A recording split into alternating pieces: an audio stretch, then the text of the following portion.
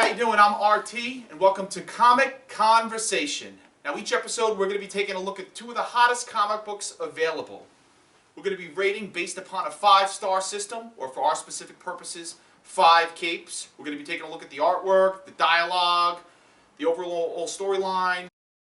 So first up, we have Multiversity, the Secret Society of Superheroes.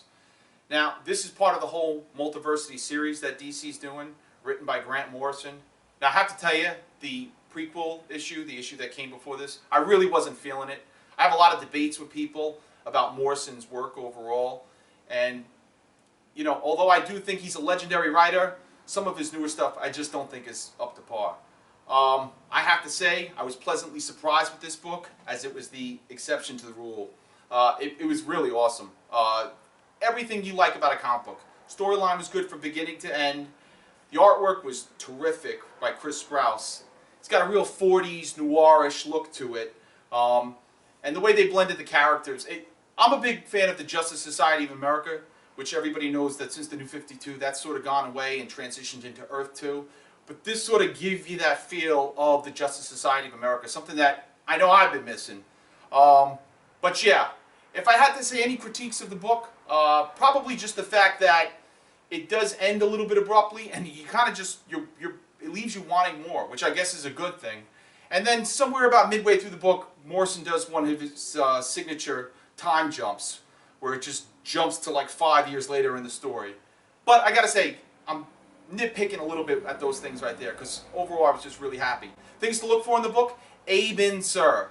Probably the best rendition of this character, or the best take on this character that I've ever seen. It's sort of a mix between Abin Sur and the original Alan Scott Green Lantern.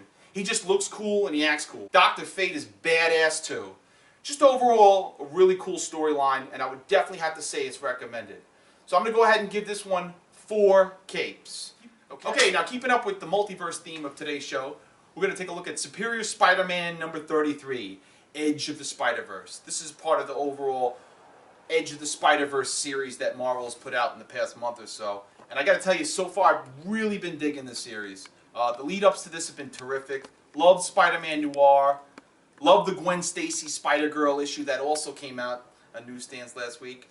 And I was actually really digging this comic too. The artwork by Giuseppe Caminucci is just absolutely terrific. I've been a fan of his back when he was drawing on the Superior Spider-Man title before it got canceled and Peter Parker came back and all that, but he's awesome. And the book starts off great. We meet a new character, Cyborg Spider-Man, and he teams up with Superior Spider-Man. And just to make it clear, it's Superior Spider-Man who's the star of Edge of the Spider-Verse. In other words, it's not the Peter Parker from Earth 616. But anyway, the story involves Superior Spider-Man, which is Doc Ock Spider-Man, for those who don't know. He's traveling across Marvel's multiverse and gathering up the Spider-Man of each Earth that he comes across. And it's all to fight this nefarious villain, Karn, who we finally got a closer look at in this issue. And I gotta tell you, that's really what killed the issue for me. Not digging this guy as a villain. Him and his family look like a bunch of Twilight rejects. It was a little bit disappointing. They seem to be a part of a family of spider killers that travels from Earth to Earth, not only killing Spider-Man, but any spider-themed hero, villain, god, whatever it is. They just like to hunt spiders. But they just looked a little bit corny to me. And we still don't know their full objective, or even if they're the main villain behind this whole plot line. But what I've seen so far kind of disappointed me a bit. But I'm not done with this series by any means. There's been a lot of highlights to it, and I could see it picking up again, especially if we see some other villains involved here. So, but for right now, I think for this particular issue, I'm going to have to go ahead and give it 3.5 capes out of 5.